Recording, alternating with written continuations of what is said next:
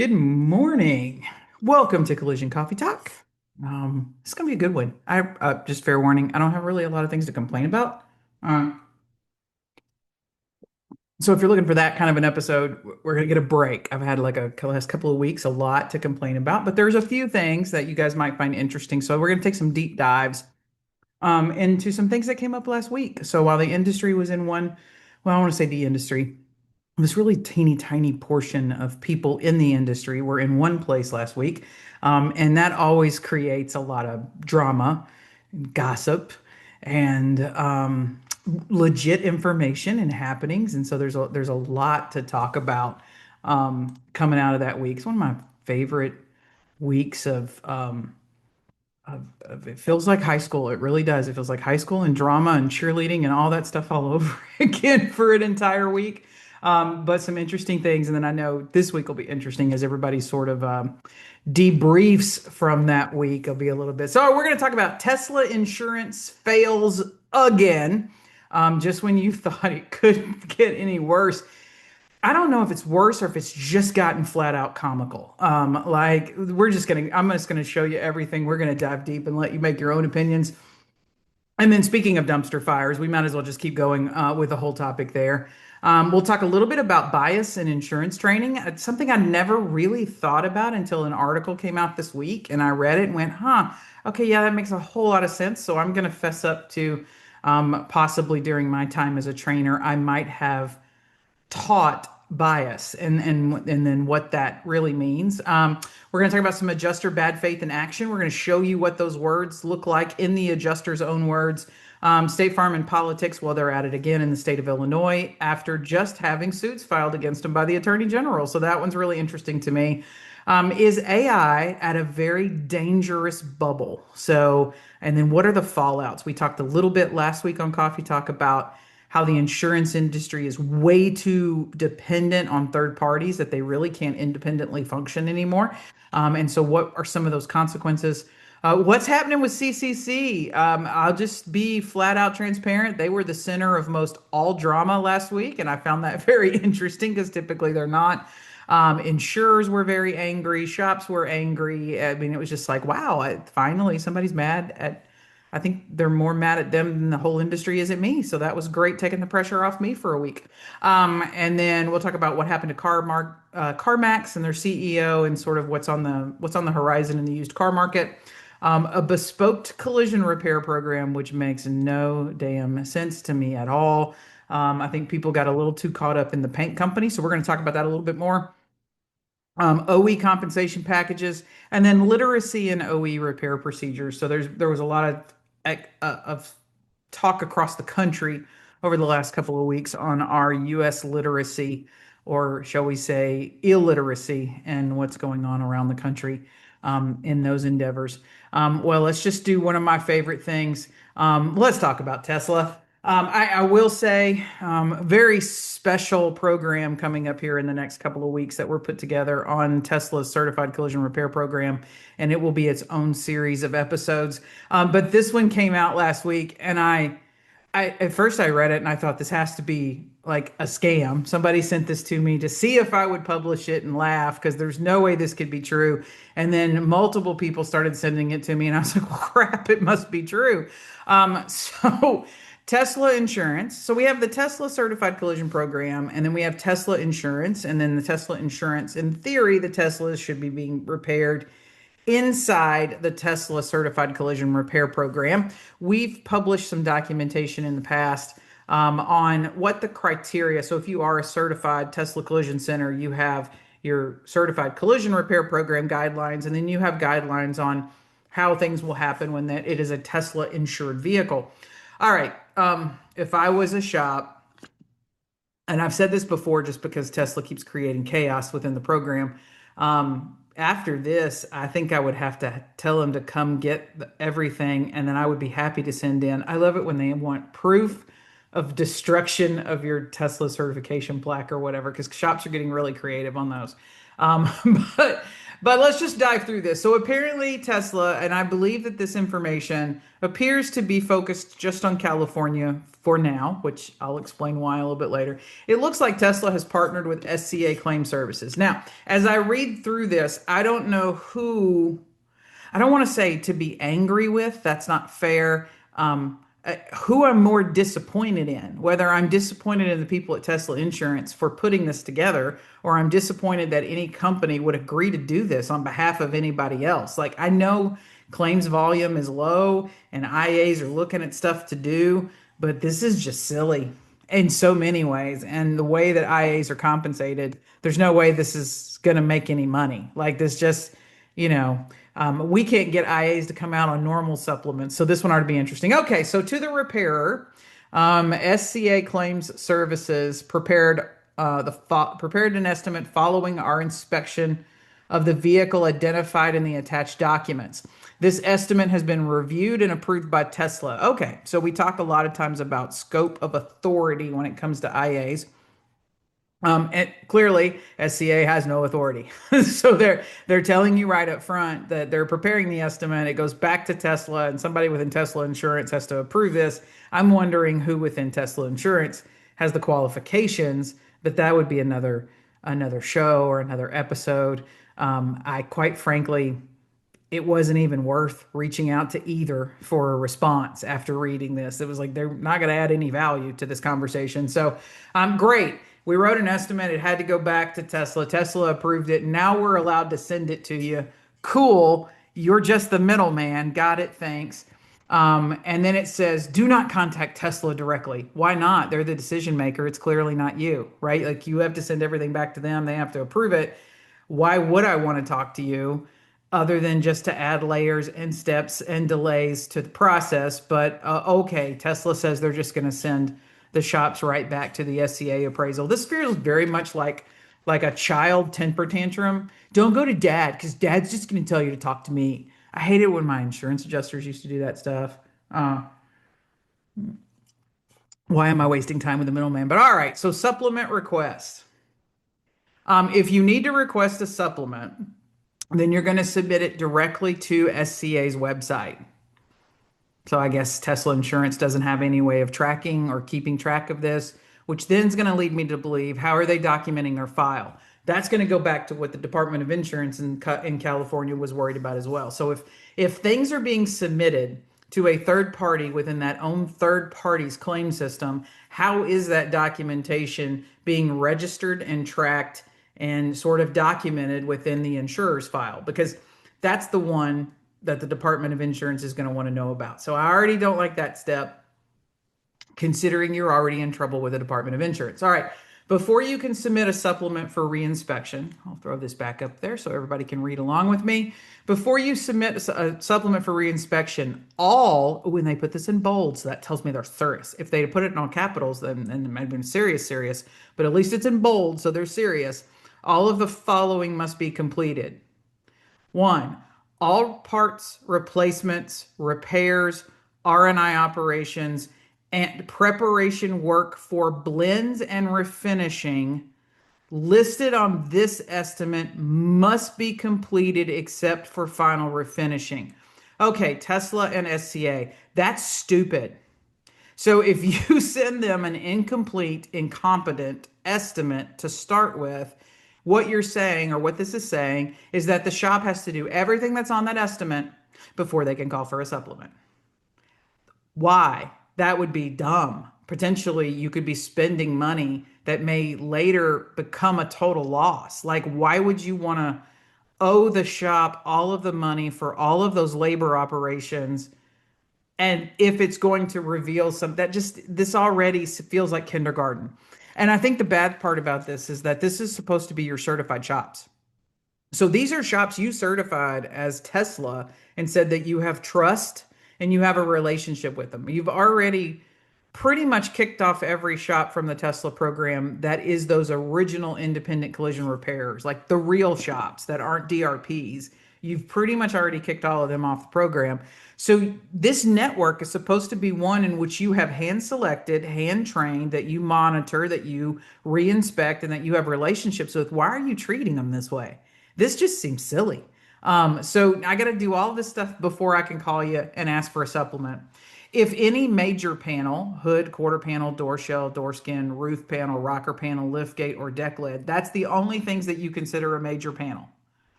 Okay, that's already a problem.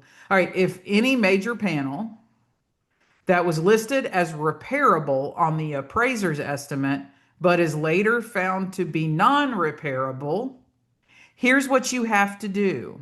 One, you've got to contact the SCA appraiser and obtain a written email authorization from the SCA appraiser that you can replace the panel. Well, since we already know that you don't really have any authority, SCA, and that everything's got to go back through Tesla, how long is it going to take to get that email before the shop can, I don't know, maybe move forward? All right, then number three, now you need to remove the damaged panel, unbolt or cut from the vehicle.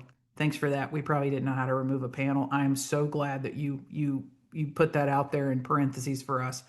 And then four, have the new panel on site and jammed. Huh. I just all I can hear is that was it remember that was it the early 90s that little reggae pop we be jamming we be I just that's all I can hear in my head when I jammed in parts. Okay. And then have copies of the corresponding parts invoices available for review at the time of the reinspection. So you're going to do all this, but that doesn't mean anything. Now you still have to get a reinspection. Now remember we go back to the first line that says that we can have prep for blends, but we can't do any final refinishing. But you want me to jam parts. Like how many different times do you want me mixing and getting a paint coat? And it just seems like, do you know how a body shop works? Do you know how parts and cars go through the whole process to get this stuff done?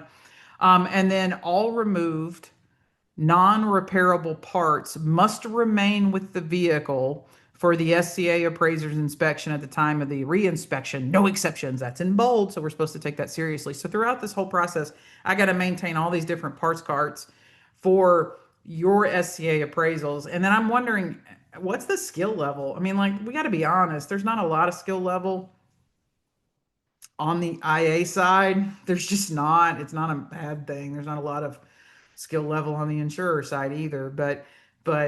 This really feels like picture pages. It really feels like a Captain Kangaroo certified repair process through Tesla Insurance, which is just really crazy. Let's go to the bottom line there. It says once all of the above, so once you've met all of the Captain Kangaroo court crap up above, and your conditions are satisfied, SCA will prepare and submit an appropriate supplement to Tesla. So there it is. We'll prepare it, but we got to send it back to Tesla Insurance because we have no authority in this at all. And then we'll go to page two. Note, Tesla Insurance requires that all supplements receive a physical inspection, even if the request involves only part price adjustments. Tesla, they're your damn parts. And I guess there's some liability, so we could be inspecting vehicles that are outside of the Tesla brand or whatever. But if this is going to the Tesla Insurance DRP shops, because obviously a non-DRP, if it's not in the, I don't say DRP, if it's not a Tesla certified shop and hasn't reached the conditions, go pound sand. I'm not following any of these things. But if I'm in the Tesla program, why would you want to reduce supplement inspections, physical supplement inspections on part price differences? Like how many days of delay are you adding to this whole process? If anybody wants to chime in the comments of how long it's averaging for inspection from time of request, and I'm not talking about just Tesla stuff, but if you have familiarity in dealing with SCA claims services, what's your average wait? Like when you send and you're waiting for an SCA appraiser to come out and look at a car, what's your average wait time? I'd be curious to know what everybody's experience across the country, specifically you folks in California, if you can chime in. All right. So it gets worse, right? And I always like that. But wait, the sham wow, Billy Mays Hayes or whatever, the sham wow, but wait, there's more kind of thing.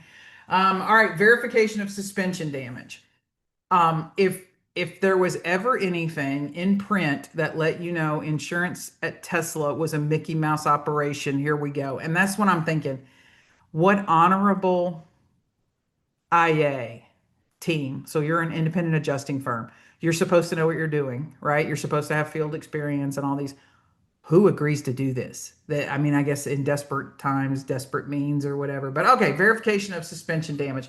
If the vehicle shows any wheel damage, even a minor scratch, SCA Claim Services will not include suspension repairs or components on the initial estimate or supplement until the vehicle has undergone a manufacturer dealership alignment. Examples would be North Hollywood Toyota or Keys Mercedes Benz, etc. So, all right, so you're going to not pay anything on suspension until it goes to a dealership for suspension measurements. Now, if it's a Tesla, that's a big problem. I'm like, you got to find a Tesla mechanical service dealership. How far away is it? And then what's the wait time? Because right now I'm being told wait times are outrageous. But let's say it is a liability claim and it is a Toyota or whatever, you're going to take it to a dealership versus whatever else the body shop has. Maybe the shop has a Hunter alignment equipment or whatever. You're going to add this layer of delay and time and expense to take it to a dealership. Okay, that's pretty dumb. No suspension component. All right, so you take the vehicle to the manufacturer's authorized dealership for a full wheel alignment. SCA will include the cost of the dealership alignment invoice plus 20% on the estimate. Thanks, but it's going to cost you a whole hell of a lot more if you want to move cars around California, specifically Los Angeles, right? No suspension components will be estimated without the dealership's detailed alignment report. And then once the alignment report and dealership recommendations are received, so it's got to go to the dealership. The dealership has to do an alignment, has to send the recommendations, I guess, for parts or whatever. That's going to go back to SCA, and then SCA will schedule to go out and do a reinspection. So you're going to reinspect that at the dealer, or we're going to leave it there and wait on you to go reinspect it there, but it's going to come out again and look at it. SCA will inspect and list the required suspension components using CCC labor times only and place a $1 placeholder on the part prices. What is that? Like, we're at the dealership. This is what you wanted. So now you only want to pay CCC time. You made me take it to a dealership. You're going to pay the dealership invoice, whatever it is. I appreciate that crap that you put on there, but thanks. And then after the suspension repairs are completed, the dealership will perform a final alignment. And now SCA is going to inspect it again. Okay, so you're going to inspect every time there's a supplement, even a part price difference. You want the shop to do everything that's on the first estimate before they're allowed to ask for a second estimate. And if it's got any suspension components, we're going to spend a month going back and forth before we're going to get any permission to move on. And you're going to inspect it twice during that. And then you'll reinspect it again to verify that everything was done. You don't trust the shops. These are, I would, especially if it's a Tesla, these are the shops you picked, right? So you don't trust the shops. You've added all these layers. Hey, here's a hint. Body shops don't have to, if they're not in this Tesla insurance certification program, like they're Tesla certified, they don't have to play by these rules, SCA or Tesla. We don't have to play by these rules. Be like, get your car and get it the hell out of here. You're going to be out of rental like the first week, basically, just asking for all these. It goes in, it says it will not accept any alignment reports from non-dealership service centers. Why would you waste customers' time and energy? I mean, I'm going to assume basically this is how you plan to screw over your claimants because probably the claimants aren't driving Teslas when your Tesla drivers hit them or their cars lose control while they're in autopilot or whatever. This is your plan for sort of making their life extremely difficult. All right, what is really sad about this? So we reported a couple of weeks ago that Tesla was in trouble with the Department of Insurance in California over multiple complaints and warnings that started back in 2022. The company was specifically in trouble for claims handling violations of the Unfair Claims Practices Act. Basically, it's taking them unusually long to actually pay the claims, unreasonable denials. I would think requiring somebody to go to a dealership to get an alignment report, specifically if the customer has selected a repair facility that has the capabilities of doing this in-house, that is an unreasonable denial. I would imagine the Texas, I'm sorry, the California Department of Insurance is going to have a field day with this. Um, SCA, dude, like I, I, work is slow, but work shouldn't be this slow that you're going to put your people in this. And then compensation wise, like how many times is, it looks like in theory, you're going to go see this car 4 to 6 times if every inspection has to have a physical reinspection. Who's paying for that? I I've never seen an insurer want to pay a reasonable price for a supplemental inspection. Typically, most IAs get paid for that first estimate, the first inspection, and then if they have to keep going back, they lose money. So how is the compensation on this going to work to make it cost effective for Tesla in the first place? But then if the compensation is probably not where it should be, how active or inspired are these IAs going to be to actually go do these four, five, six, seven re-inspections that have to be done? Really interesting note. A lot of shops online laughing at this. So Tesla, they're laughing at you. SCA, they're laughing at you. SCA appraisers, I'm so sorry because there's no shop that is going to have any respect for you whatsoever when you walk in there with this set of rules. The shops that are not on the Tesla program, God, that's an unfair, hostile work environment to put you in to come in and try to lay these rules down with an estimate and tell a shop they have to do all this. I don't see it going well at all. I see a lot of Tesla insureds being sued, and then that'll go back and be more Department of Insurance case. But really, a lot of really interesting comments online. One thing I found this particular comment very interesting. That one thing that Tesla is not speaking about on this is that you will have to make an appointment for an alignment through if it's a Tesla. Um, which doesn't seem to be a problem, except it's 20 to 30 days wait time right now to get an appointment for mechanical repair. Now, whether Tesla plans on having some sort of express lane to do this, but that's you're going to run out of rental waiting on to just go get an alignment, which seems silly. The insured will run out of rental. It'll add unreasonable delays, which we're going to go back to what the Department of Insurance was upset about. That's also a really good point. I'm not driving that damn car over to the dealership. So you can add 20%, great. That's my markup, but you're also going to end up paying a tow bill.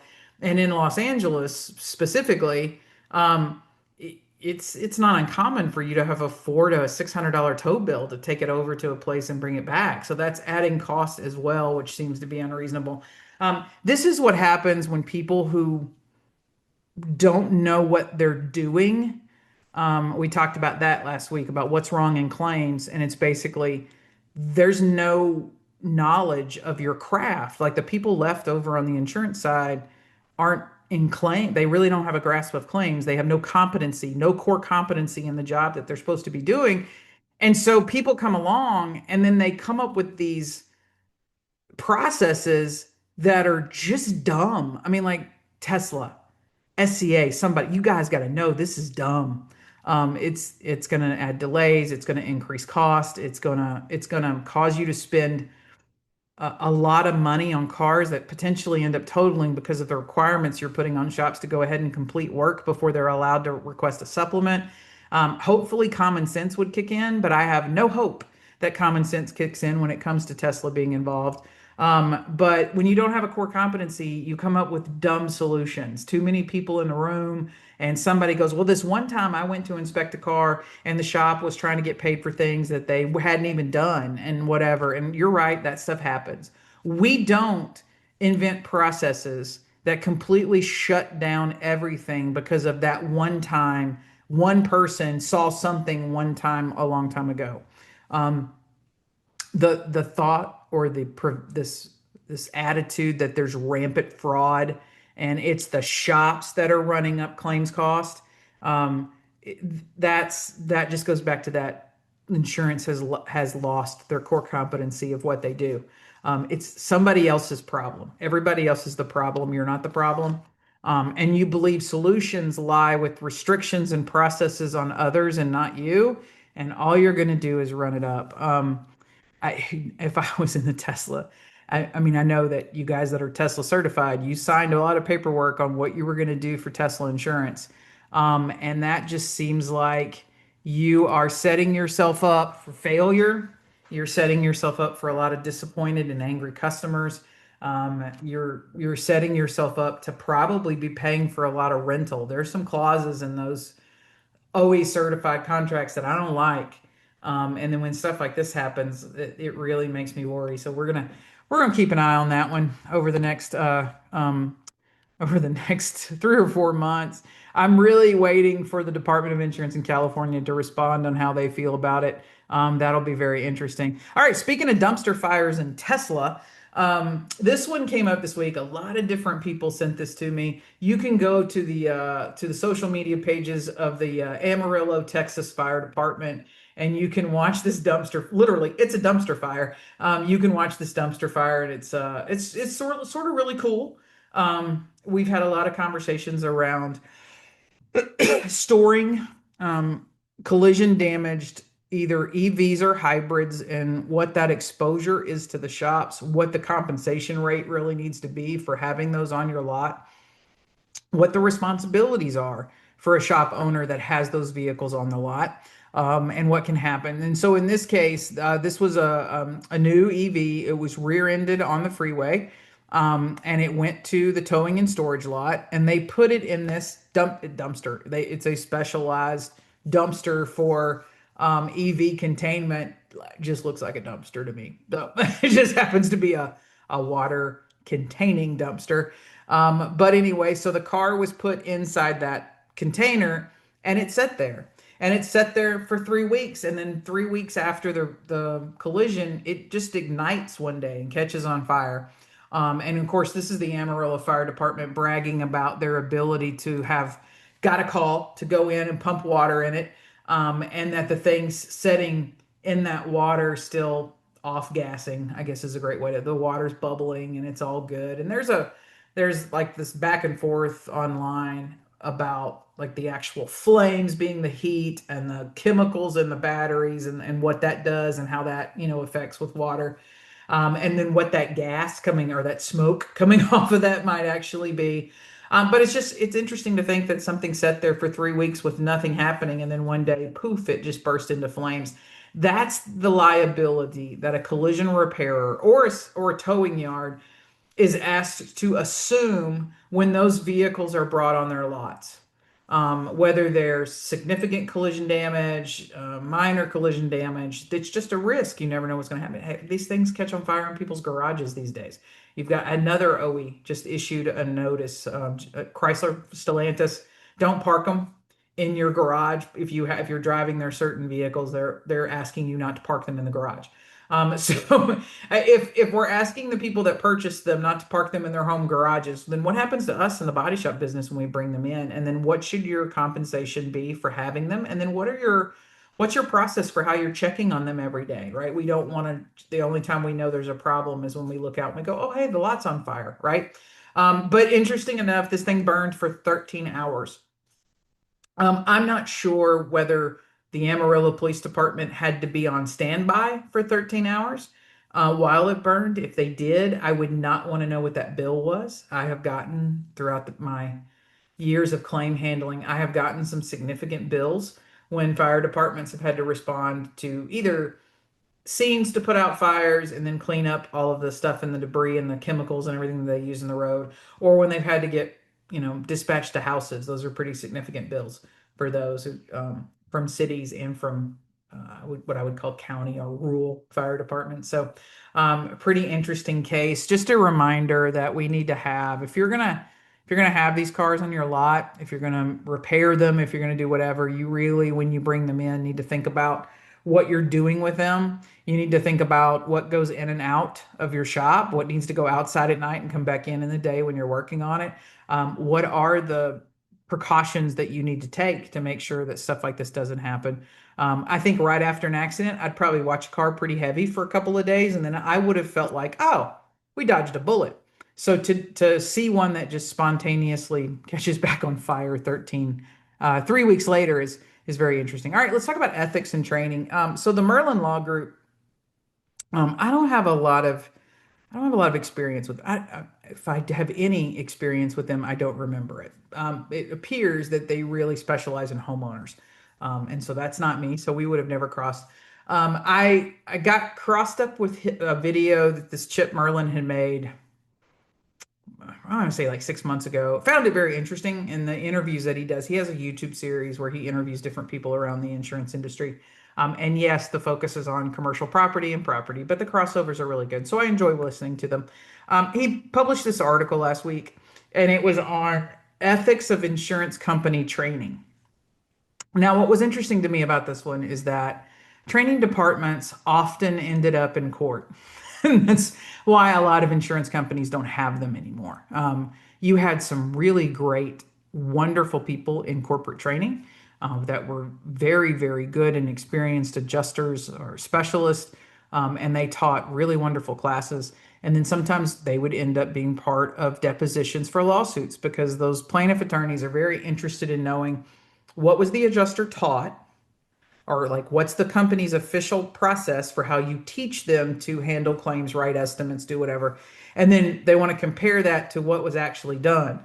And probably in truth, transparently, that is why a lot of companies no longer have training departments, because it's like anything in life. Very rarely do, like it's like having teenagers. Very rarely do they do what you tell them to do. Right? So you can teach somebody a best method or best practices or whatever, and then people go into the real world. It's sort of like in the collision repair business, right? We have OE procedures. That's the best method. That's how it should be. And then you have Bob over here that says he has 30 years of experience and he's smarter than an engineer. So that happens in both ways. But Chip here was talking about in the way that we train them, and we do a lot of role playing, and that's not necessarily true on like a lot of collision, particularly, but it is when it comes to negotiations, and we did a lot of role play, like this is going to happen, and then how do you say this, and what do you do, and that's really all training. In negotiation training now, I tell shops that you need to role play, like you should get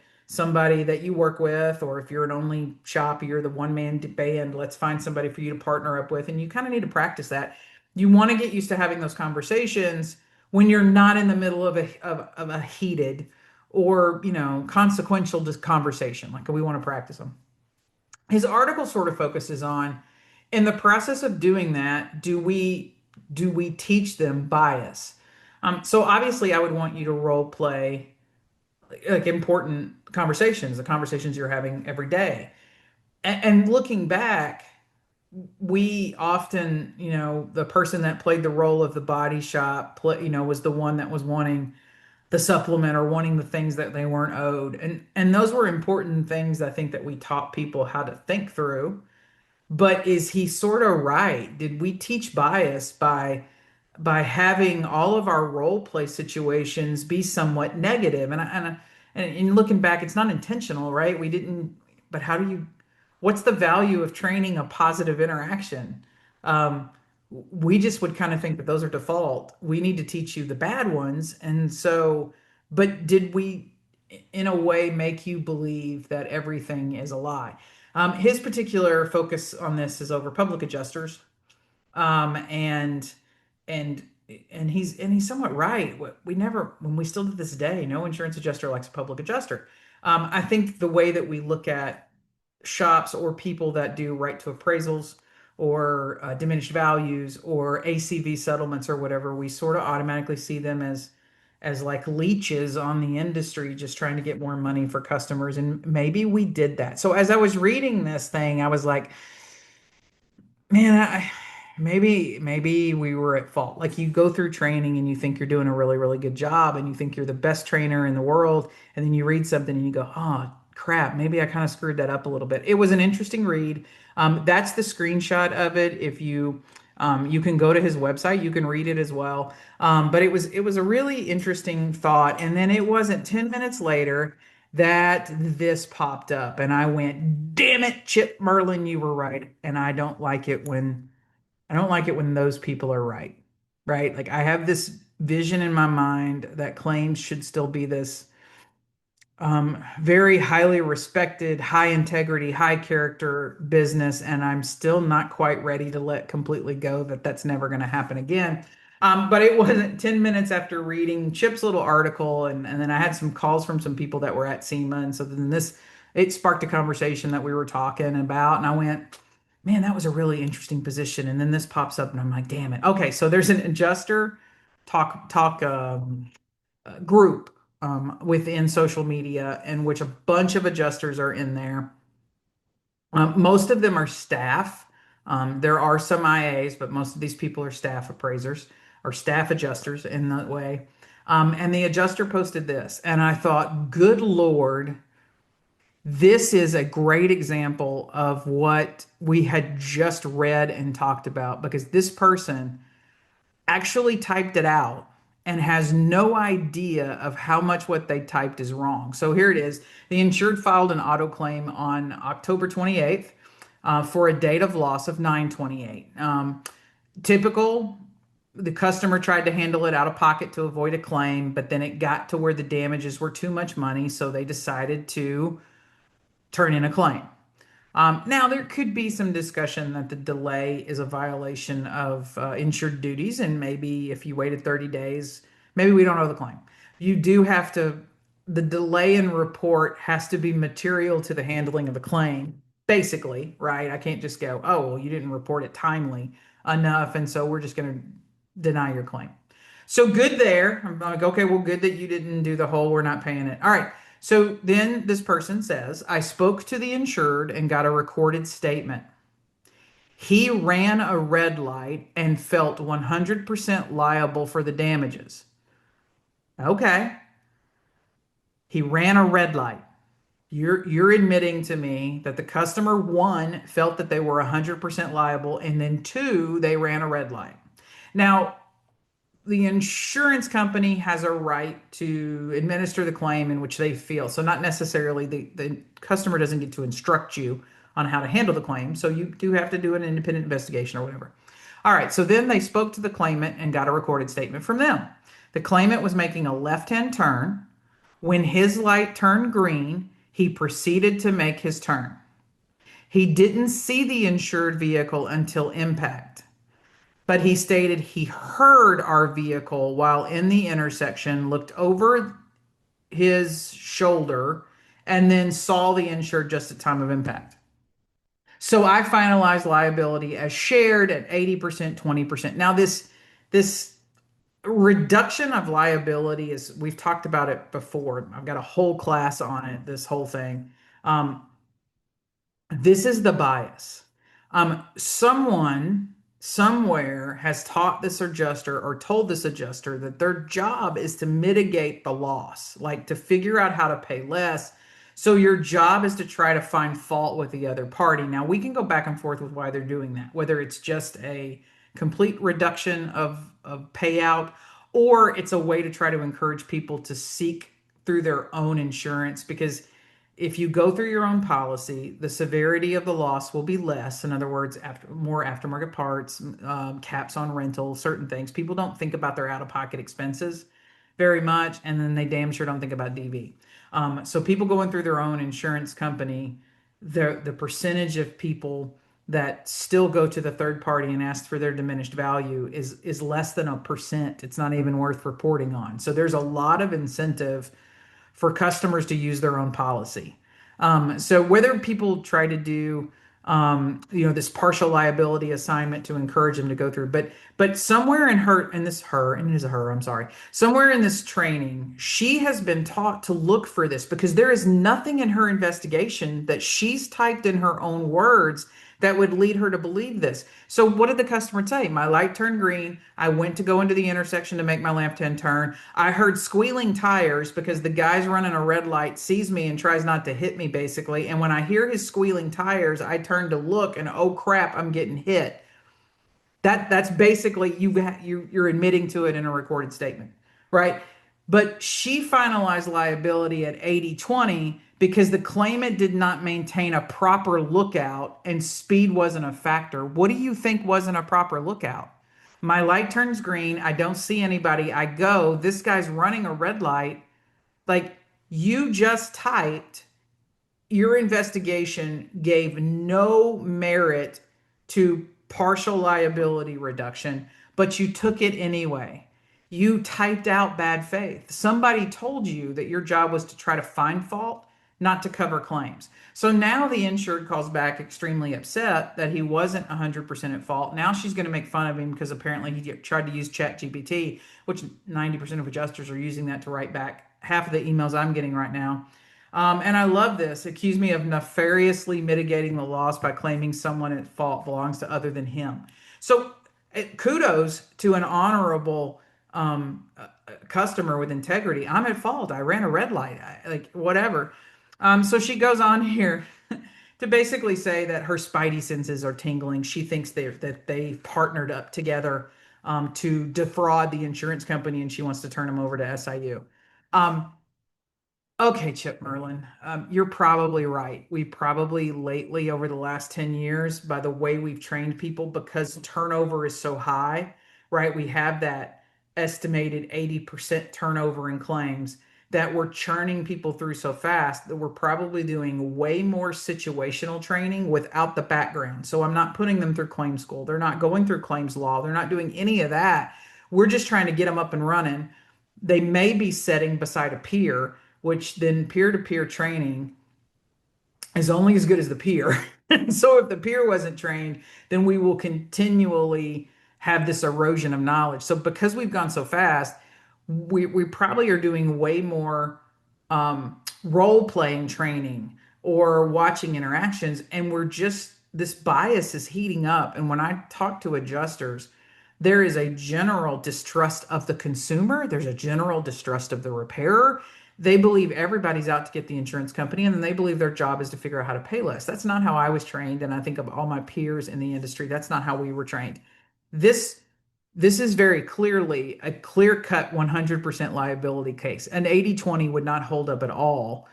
Yes, attempting to do that is bad faith because your duty sits with protecting the legal interest of your customer, not you, right? Right. That's your duty in a liability claim, is to protect your customer from legal action and pay what your customer legally owes.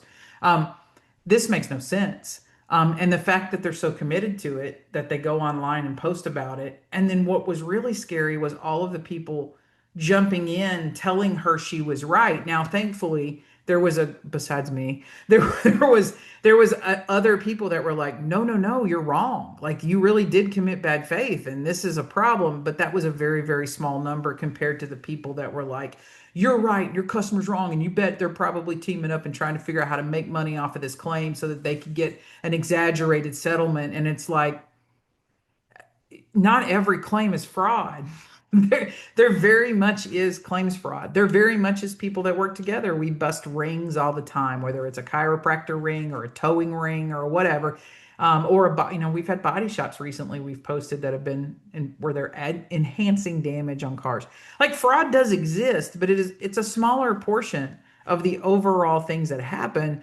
But if we're doing this accelerated training because we're trying to get people up and running within a matter of weeks, I remember probably 6 months of training when I started, and I came from a shop background, so I sort of knew some things, but it was like 6 months of training before you got your own files and you were handling your own claims. There's no way they could do that now, and I totally get it. But is he right? Are we training bias now because of this acceleration and then putting them with peers, and we're just perpetuating this negativity? And is it creating this? Because this is just plain easy. You owe this claim. There's some hard ones. There are some really hard investigations and liability and some things that you have to sort through. This is not one of those. So for this to happen, it had me thinking that maybe old Chip Merlin in his article was right. You can find his website and read all of his articles. He also has a YouTube page where he interviews lots of people around this industry, homeowners and commercial, not in the auto business. That's not his thing. But there are some crossovers that are very interesting. His interviews are about an hour long. Um, I think I posted maybe a couple of months ago, he interviewed the author of Delay, Deny, Defend. I hate that book. I still hate that book. But it was a very, very good interview. So I'll give props for that. All right, State Farm and politics. Well, we talked about this one last week too. In a sidebar, the Illinois Attorney General filed suit against State Farm because they failed to respond to some financial warrants issued by the Department of Insurance to investigate what's been going on with premium around State Farm in the state of Illinois. Now, sidebar, Illinois is one of the few states in which they don't regulate insurance rates. They want to. So there was an attempt to have a bill go through the Senate that would have allowed the state of Illinois to actually have some control over insurance regulations like you've seen in other states. So you saw, like in California, State Farm was asking for, I think, a 7% increase. And some other companies had asked for increases. And then what's that doing? Because now you see where progressives made too much money in Florida and being asked to give it back. But what was really interesting is this whole bill sort of gets shelved because a state representative happens to also be a State Farm insurance agent. When we look at what happened in Oklahoma with towing, that was an insurance agent. And then here again, we have State Farm in politics. Insurance agents are have probably more seats within your state governments than you know. I would strongly advise everybody to look at all of your, whether it's the House or whether it's the Senate, to look at every representative from your state and one, figure out their background and then figure out like where most of their political campaign money has coming from and going. We had lots of banter around the Avery versus State Farm, which finally settled 25, 26 something years later. And then had judges been bought in that case. Insurance companies are very, very active in politics. I still don't think I should be able to put a bill forward that benefits me personally. Like if I'm an insurance agent, I shouldn't be allowed to introduce bills that are pro whatever that industry is. I think that's a conflict of interest. I'm not so sure that I don't think you should be able to vote. Your community voted, your constituents put you in office. I just think there should be some rules around whether you're allowed to introduce those bills.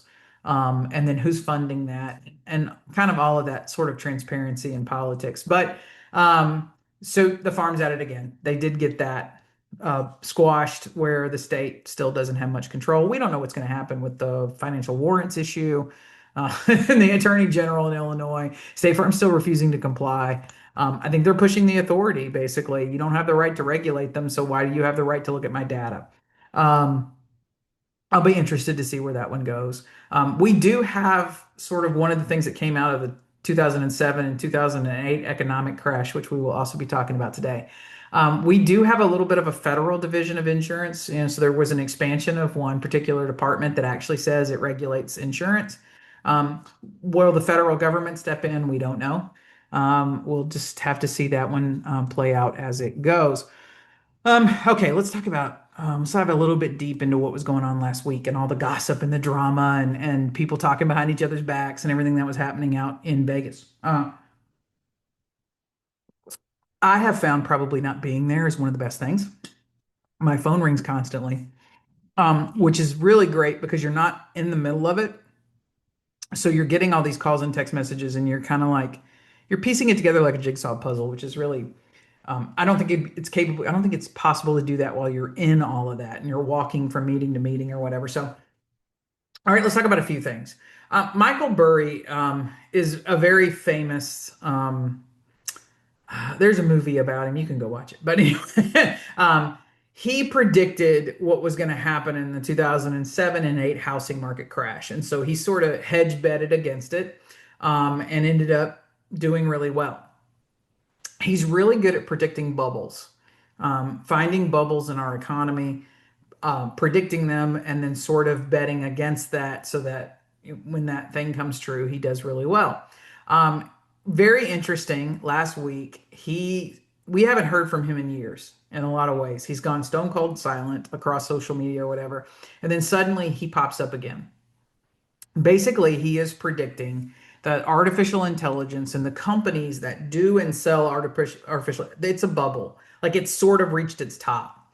At the same time, one of the executives from one of these companies that Michael Burry here is projecting to be a bubble burst put out an article basically saying that he didn't see any value in students in college pursuing advanced degrees in artificial intelligence. That ship had sort of sailed. That 2016 was really sort of the height of that. And right now, having a degree in artificial intelligence or pursuing even an advanced master's, PhD, et cetera, is a complete and total waste. And that nothing you would be learning would be relevant. So we had that conversation going on, which was kind of interesting. And then what are those legal and financial consequences of that? So if we are at an artificial intelligence bubble, um, what do you see sort of like the the activities, the happenings of that's sort of going around outside of our industry? So sometimes we can get too laser focused on looking at just what's going on in this collision repair sector. But there's a lot of legal and financial consequences. So we now have a whole slew of artificial intelligence lawsuits coming into this industry and affecting insurers. So we talked about the two State Farm has, one in property and one in auto, on using artificial intelligence in the resolution of claims. That's not an anomaly. There's a lot of those kind of going on out there. So, what are the legal consequences and the financial consequences of this? Um, and that was what got most of my attention last week. So we'll dive a little bit deeper in that. Okay. All is not well in Denmark. So if you're a literary fan or you like Shakespeare, you get that reference and we're friends. So we can be friends. All is not well in Denmark, or at least Denmark last week. So here's what's interesting. You have one of these famous guys that's predicting a bubble burst and a collapse, and he's got a reputation of being correct, predicting that the AI market is going to crash. You also have legal cases happening around it as well. And at the same time, Nationwide puts out this announcement that they're doubling down on their investment in artificial intelligence. In fact, they plan to invest $1.5 billion through 2028. Right now, insurance companies do not see a way forward without having artificial intelligence. And that's probably correct, right? We don't have enough employees, we don't have enough competent employees. We have constant turnover. That turnover is creating issues. Um, we need things that can help this process go better. And when you look across insurance companies and they have these venture capital arms in which they're investing money in different companies. Sometimes you've seen some of these insurers pull back a little bit, which has been great. They're not necessarily investing in other companies as much as they're investing in themselves, which goes back to the whole, are you dependent on a third party? Like if CCC went out of business tomorrow, which they're not, nobody panic. If CCC went out of business or all their servers were attacked, what would happen? I saw people last week. The parts portion of CCC wasn't working for a day, and so everybody was couldn't do anything. There was some server problems a couple of weeks ago. Like if all their servers got attacked, what would happen to the industry? What would happen to all of us for able to do? All right, so at the same time, Nationwide rolls that announcement out. CCC puts out their Q3 earnings report, and a lot of people had been waiting on this for a lot of different reasons. But if you read it and what was given as a press release to the industry, all sounds well, right? Revenue's up, they got a 12% growth. We're making money. And then where are they making the money? So where does that come from? Well, it was really interesting when we got down to the bottom of the article there, and Gatesh is telling us that the most recent evolution is with our AI-based solutions, which are following a similar trajectory as previous growth cycles, starting with STP. So I've talked about STP. That's what's called straight through processing. And that's where an insurer's ultimate goal is that a customer files a claim and it's never actually touched by a human, that it just does all this processing straight through. That's where the AI lawsuits are going to come in claims. So we've expanded our vision of AI and use cases, and our core software capabilities in routing, estimating, and workflow. So this is very much focused on STP. So collision repairers. Yes, estimating companies want to sell you an artificial intelligence estimating system, but it's not really about you as much as it is being able to solve a claim straight through without having to have necessarily anybody touch it, so to speak. That's the ultimate goal. That's been everybody's goal from a very, very long time. But why is everything not well? So what were also happening in the background that was causing everybody to whisper and talk and get around the little private drink tables at night and private parties and kind of whisper about something is wrong in CCC? Because here's what happened.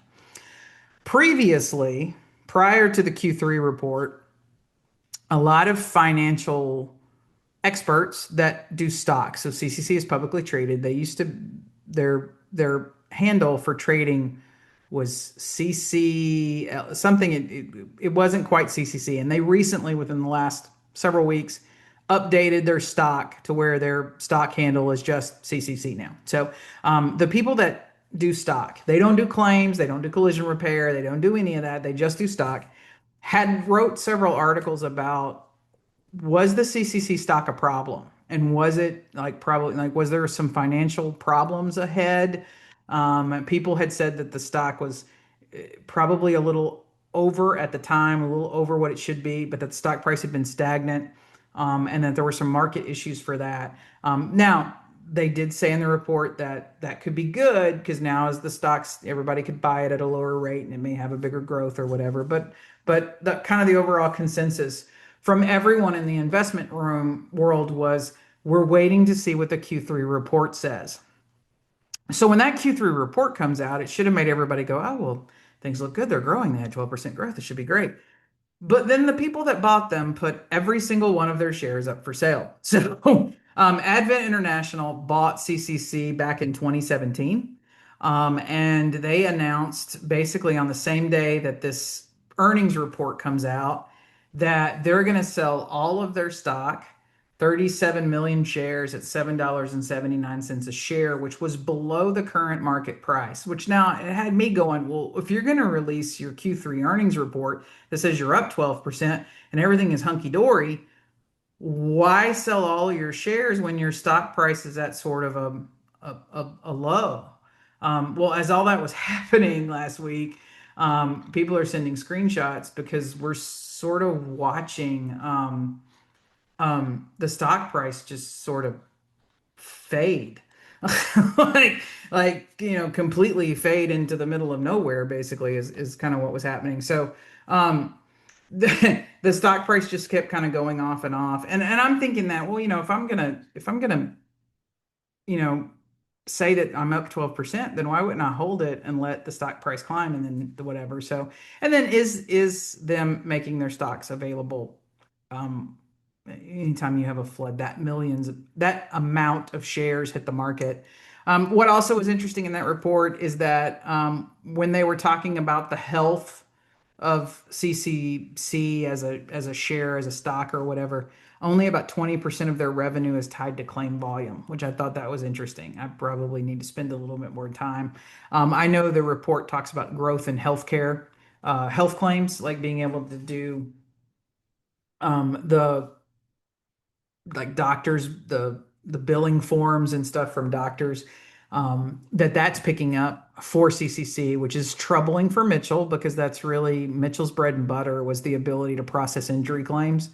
There was a lot of insurance companies that you aren't really happy with Mitchell Ultramate as your solution, but you really needed this medical, and they would go, okay, well, you can have the medical software, but you have to have so many licenses of Mitchell. And we would go, okay, well, we're not going to use it for auto, so we'll use your Mitchell truck estimator or your RV and boats or whatever, as ways to try to fulfill contract obligations because we just really wanted the medical stuff. So to see CCC's medical climbing is very interesting. But the share did not have a good week. So that's the 5 days on there. And then Advent releases all of that. So the main owners of CCC are done. They're cashing out. They're leaving the party. Why? If things are so great, why would you leave right now? So the special note was CCC gets none of this profit. So when all these shares is a private offering of stock as the owner, CCC will not see any capital or any revenue profit from this sale, and then they're gone. But a week before that happened, you also had another investor divest. This investor dropped 4 million of their shares within CCC. And this quote kind of came up as an investment. CCC is a mixed bag. Rising revenue is encouraging, but the impact of industry headwinds and its large debt are concerning. Um, it's concerning to me that I see all of these people exiting. We've had um, you've got an investor exiting collision side. Caliber is going to go public, and usually IPOs are an exit strategy. Um, you see the major long-term investors of CCC in a time when, wait, you're the AI solution, you're the STP solution. You just reported a 12% revenue increase. Why are these people exiting when the stock's at lower? I believe it was like $12 a share an initial launch, then it's been kind of stagnant at this 850, 875. So between that and then now it's down to the seven. Like, why wouldn't you? I don't know. It seems a little weird. So, is AI no longer really what we all thought it was? When we talk about what's going on over there, um, there's apparently consultants that are making everybody re-interview for their jobs. I think it would be really funny if it happened to be McKinsey because good God, did they screw up the claims business? So it was just a matter of time before McKinsey was going to get their hands on CCC. Why people keep hiring them, I do not know. But you've got sort of this new way of new thought process even over there. I'm not a fan. I'm a fan of some people that work at CCC. I think there's some great people and they do really good people. Good people can work at bad companies. I mean, that can happen. But it seems to be there's a complete shift, and when people start re-interviewing for their jobs, that just tells you the whole corporate culture is shifting. Now you have your owner, your major owner since 2017, sort of hitting the eject button and getting all out. Real interesting to see what's going to happen next year, and where things go. And does AI continue to sort of march the way that we think it is in the claims business and in the collision repair business?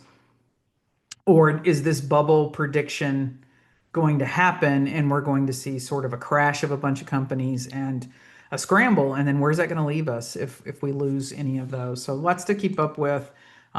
Interesting scenarios. There's a lot of interesting cocktail conversation going on. All right, let's talk about CarMax. So CarMax stock fell again, and the CEO stepped down. And he also, when he stepped down, he also stepped down under a weak projection or outlook for the company. So where is that? Well, there was a lot of talk last week about how next year's going to be great, right? Like next year claims are going to come back. They're not coming back. I can't find a single stitch of economic evidence or anywhere that is going to predict that claim volume is going to go back up. Where we are with claim volume is where we're going to be.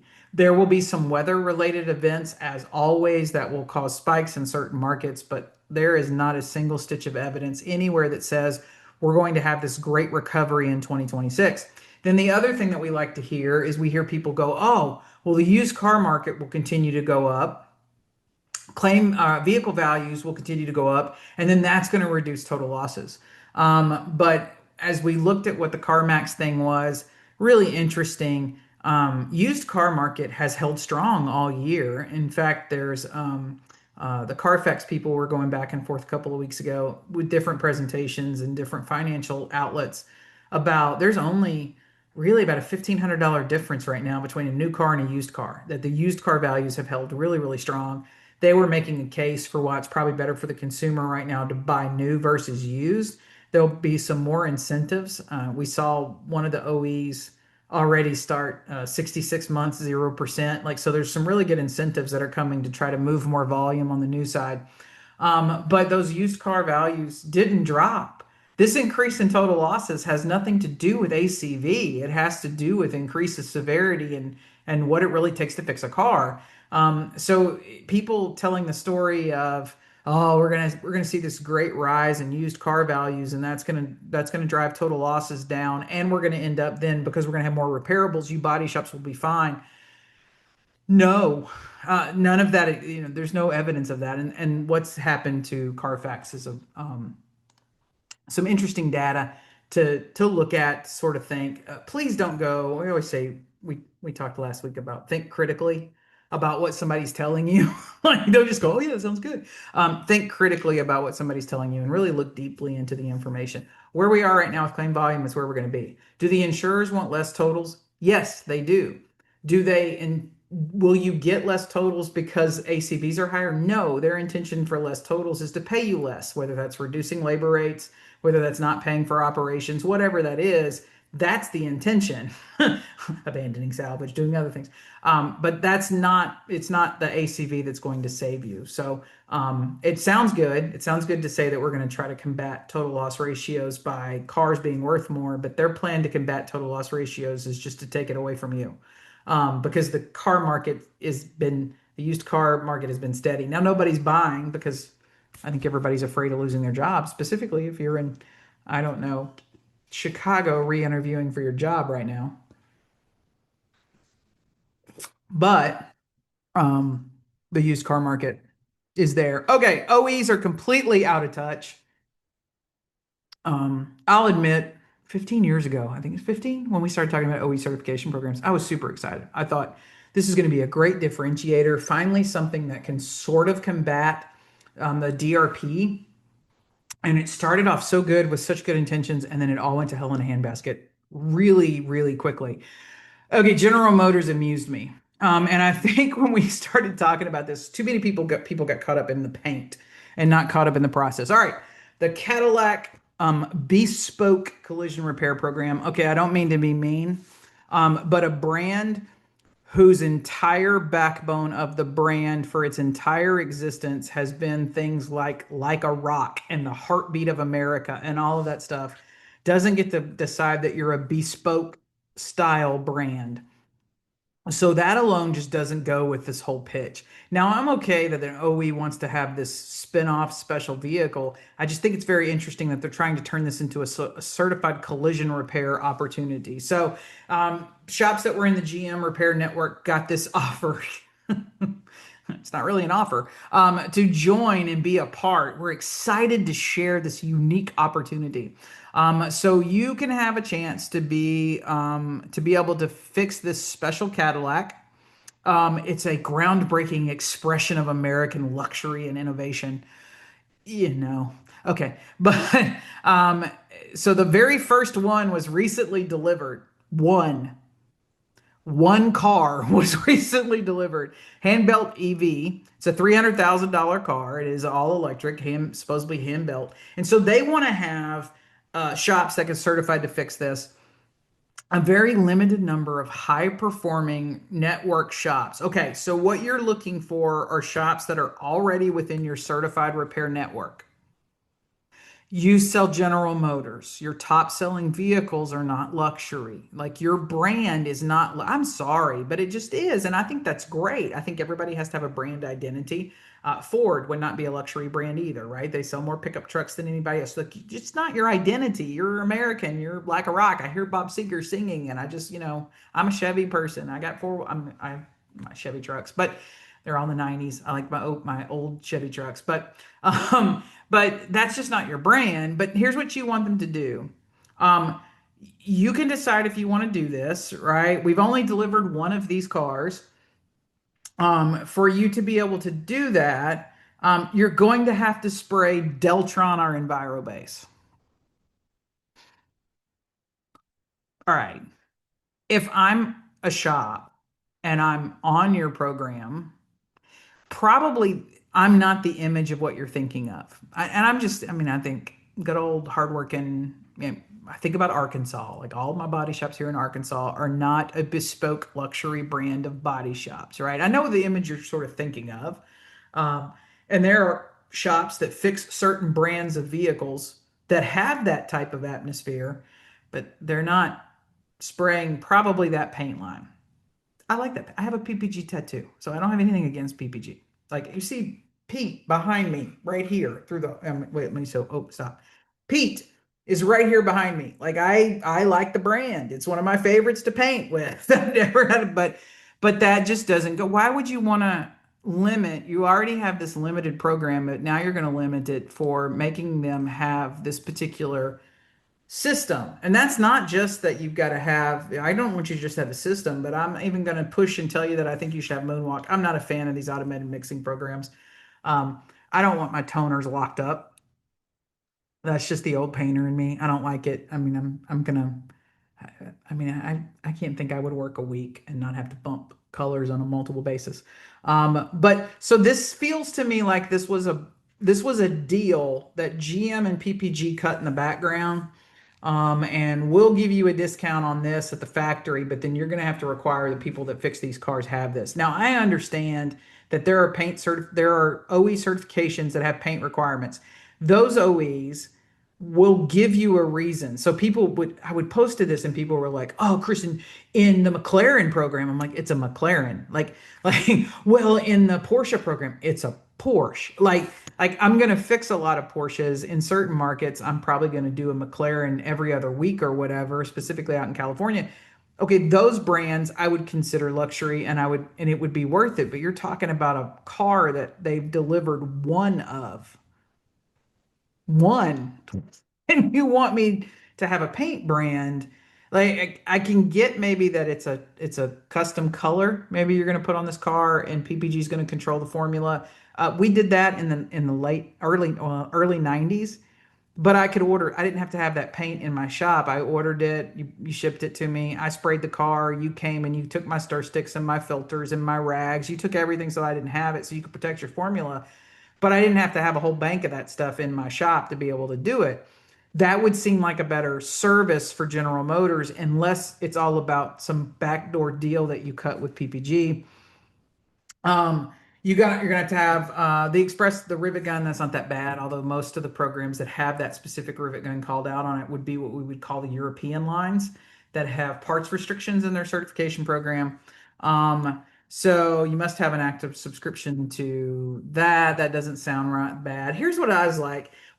The program will require an unparalleled repair experience unlike any other GM vehicle, and this includes returning the vehicle in better than pre-collision condition. How do I do that? What do you consider better than pre-collision condition?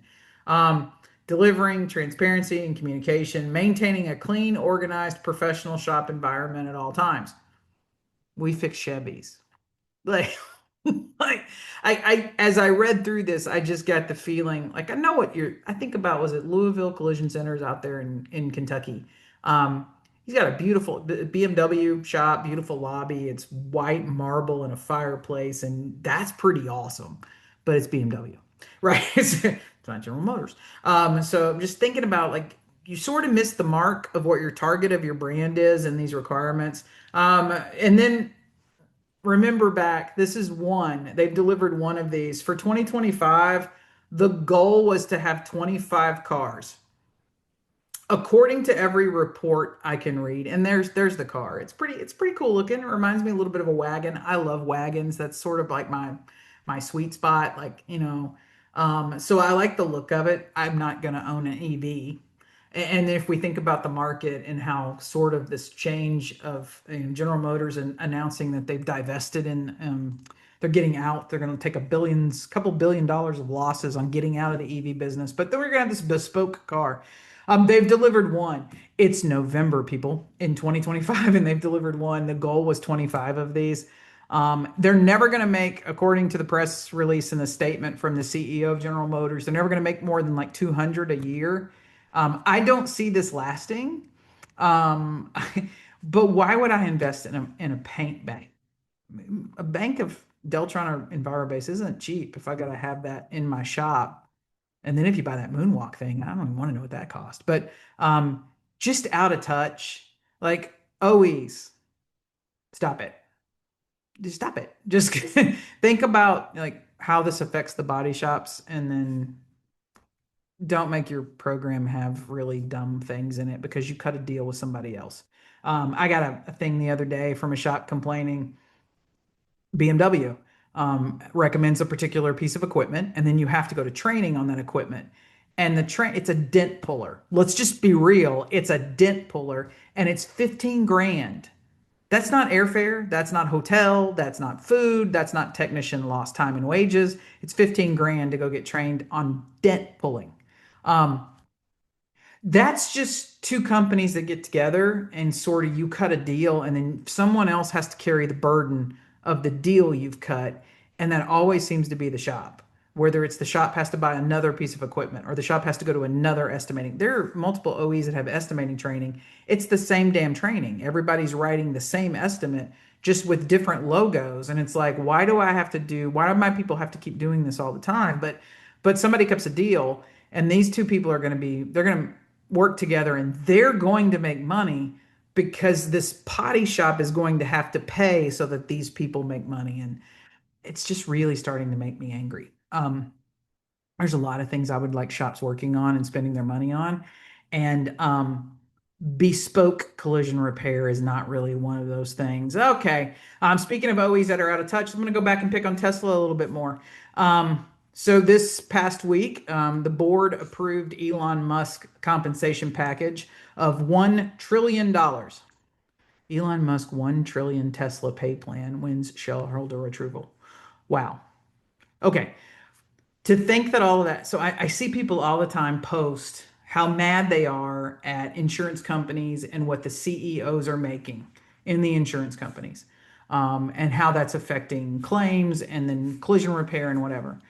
When I think about all the changes in the Tesla program, where hourly rate is even attacked. Shops for, 120, 125 an hour, sometimes more. And then they come in and they go, nope, $65 an hour. That's all we're going to pay.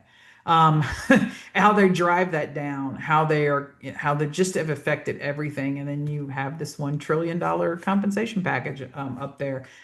We probably need to start looking at the OEs very similar to the same way that we're looking at insurance companies. And then, shops, if that isn't pushing your values, then you probably don't need to be certified by those. I've had a couple of cases come in lately where a shop is like, you have to put OE parts on this car because this is what the OE repair procedures say in a position statement. And then I have to go back and tell them, I need to be very candid with you. That particular OE also owns a chain of used and aftermarket parts distributors. And so, how are we going to deal with that in testimony when we have to explain why the insurance company shouldn't do something that is also owned by by the OE. So when that stuff happens, at large companies, you have the right hand and the left hand, and neither usually really knows what each other's doing. Okay, last thing that really came out of last week that deserves a little bit of discussion and a little bit of attention. Um, so many things. Everybody wants to compete for best new product or whatever. And so much of it has been around repair procedures, the automation of repair procedures. Now that goes in two ways. Those are all the damn ADAS companies that seem to be coming out of the woods that have a solution in which it researches procedures for you to tell you which calibrations are needed on a car. And then the companies that actually want to handle, sort of easy hand deliver you the OE procedures. Um, and the thing that we have to be very aware of is that we have to start talking about very openly, is the procedures are not our problem. I always get people estimating tools. Everybody wants some sort of software that'll tell you all the things you should add to an estimate. And I kind of giggle and I go, you people aren't getting paid for what you're estimating now. Why would you want to get to learn all the stuff you're leaving off? It's just the insurance company's still going to return you an estimate with all that crap knocked off of it, but you don't know what you're even asking for, so you don't know how to fight for it or negotiate for it or whatever. Um, there's been a lot over this last year around the rapidly declining literacy of the United States. Like, I'm trying to think how I want to put this. It is rapidly declining. Lots of people blamed it on COVID, that we took a huge dip in COVID because, we lost almost a year of education or whatever. There is a lot of talk that we're losing it because we have so much dependence on artificial intelligence in the instruction. So we have more kids using Google Classroom and programs, less teachers teaching. Um, People don't learn through AI. MIT has talked about it, the brain rot that AI causes. We've talked about how artificial intelligence and estimating is actually going to make your estimators dumber. It's not going to make them better. It is going to make them dumber, and the estimates will get worse. They will not get better. You will lose more money. You will not make more money. All of those things are happening. But how that's affecting our literacy rate. Now, what does that mean to us? Is that whether it's an insurer or whether it's a technician, there are two things. Literacy is dropping and it's getting worse by the day, meaning we don't read really well. So, congratulations that you came up with a program that's going to hand somebody 400 pages of repair procedures. They can't read it. Number one, they don't want to read it. So we got that obstacle to get over with, but they can't, because then on top of that, a literacy rating just means you can read. When we look at the declining scores in comprehension, that's when it gets really scary. Reading the words on a page is sort of learned repetition. You know what that word is, but can you put the words together and then tell me what those words mean? Like, that's what comprehension is. Reading repair procedures is comprehension. And that's the gap we have. So we have tools, and I agree. Like, I had lots of conversations past week about Opus Map. I agree. It's got some holes, it's got some problems. There will never be anything that is a 100% solution. Even on repair procedures, somebody will have me test it and I'll go, well, here's the 6 procedures you missed. Congratulations. There was 40 of them needed. You got 32 of them. So you're still wrong. You're just not as wrong. But the judge doesn't care about the degree of wrong. They're only going to care right and wrong, right? It doesn't matter when people can't read it and comprehend it. So I can hand an adjuster a report that says these things are owed, but because they don't understand it, the comprehension reading level is so damn low, the default is no. I can't get in trouble with a no. I mean, from an adjuster standpoint, no is pretty safe, right? I'll just say no until somebody makes me say yes or makes me pay it, and then I won't be in trouble for paying something I didn't owe. So when I don't understand it, the default is no. This literacy issue is about to really wreak havoc. I think I don't want to say about. It has wreaked havoc on our industry for the last couple of years. I looked back, and about 3 years now, I've been talking about the really rapidly declining reading comprehension rate, and now everybody in America is talking about it as well. So shop owners, automation of OE procedure research isn't going to help you. Like, I can't tell you how many post repair inspections I do where the technician had all the damn documents. He just didn't follow them for whatever reason. Didn't think he had to, didn't look at them, or didn't understand them. So if I don't understand something it causes me anxiety, right? I'm sitting here trying to look at it and the anxiety level goes up. And the default human brain is to run away from it and just put it down and run away. So I don't look at all that. So we have to be really, really careful that we don't think that there's just some automatic software solution that's going to make things happen. And I think that some of our MSOs, some of our insurers, lots of people believe that if I can automate this, then we're going to be fine. And that's not the case. I could figure out a way to automate all research, give you everything, and I can promise you that car's still not going to get fixed correctly. Because even the people that I meet that are supposed to be the trainers or the regional directors, they don't know how to read it and understand it either. Because it's not just like seventh grade reading level. We're interpreting engineering documents, and sometimes there's lost in translation. And I can't tell you how many times we pull something and I look at it and go, I don't get it. And whether it's Jason Barton or Larry, they were pretty used to going, oh, Kristen, you're confused again. Yep, I sure am. Y'all explain it to me like I'm 3. And then the 3 of us would get on a conference call, and even I consider both of them very intelligent, very good at collision repair, very good at interpreting. And they would be like, I don't know, we're going to have to call and ask. So if those guys still get stumped, imagine where we're at. So as shops, you really stop thinking that you can automate a solution. Stop thinking that I just got to find the best solution to buy for my team and we're going to be okay. Nothing replaces the human element in this job yet. Will we get there? Maybe. I don't know. We're just not there. And I think we spent a lot of time last week with people talking about trying to find some automated solution, like this solution, and then people arguing that my automated solution is better than your automated solution, which is better than this automated solution. Like, that's not my problem. Getting me the repair procedures, not a problem.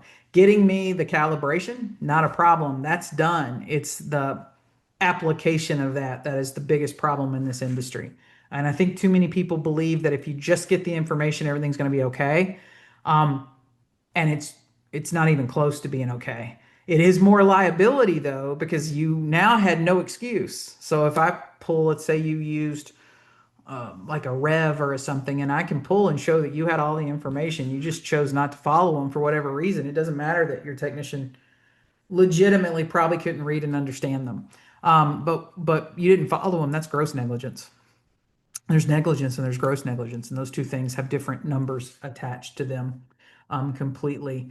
All right, well, I think everybody's got a lot to do today. A lot of us are playing catch up. So what's on the shelf? This one's kind of fun. I don't paint a whole lot anymore, but I do occasionally have some things when I have either testing a product or we're testing a color for somebody that's building a car and we're going to do speed shapes or whatever. And our friend Karen, who used to be at Dynabraid, is now working at MDI, and they make towels and wipes. And you don't really think a lot about what type of wipe you're using and at what process and where in the shop, and then which ones are sort of reusable. Like in the paint department, everything's really new, and I may be using some different solvents or something for cleaning or whatever. Some of that stuff's recyclable. I'll send it over to the detail department, and hey, I'm not going to use those rags in paint again, but they're pretty good for wiping down interiors or whatever. Karen recently, before heading out to Vegas, came through town, dropped off some samples for us for the different products that MDI makes. And we recently had some work to do, and so I was able to get out in the shop, and these are really good. So I use a lot of Vitek wipes and products, and so it was kind of neat to try something different. But if you're looking at whether you got a lint problem or you got something else going on in your paint department or in different departments of your shop, and you're even interested in thinking about it, I had a really good experience. Uh, we miss her at Dynabrae, but I am glad to know that she landed somewhere else and kind of interesting. I'm thinking about now after the conversation. So Danyan and Jim and I get in these really weird discussions. We have a paint group, so we have a C20 group that's just painters, and we talk about all the little nuances of paint production, like how to get the best performance, how to save materials, how to do whatever.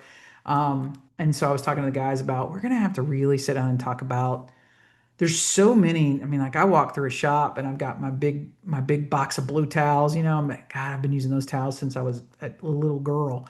But we have all these different wipes, and sometimes your tendency is to go grab this and what am I wiping down panels with, and what am I wiping down surfaces with, and what am I, like.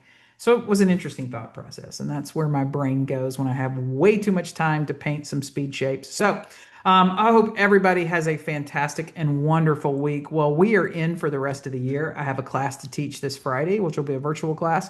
But I am not leaving until, will not leave Arkansas for business. I will leave Arkansas for other things, but I will not leave Arkansas for business until after the first of the year. So if you need us, you know where to find us. You can always reach out to Melanie. It's just melanie@collisionhub.com. I tell everybody every week she is the smartest person on our team and keeps all of us organized.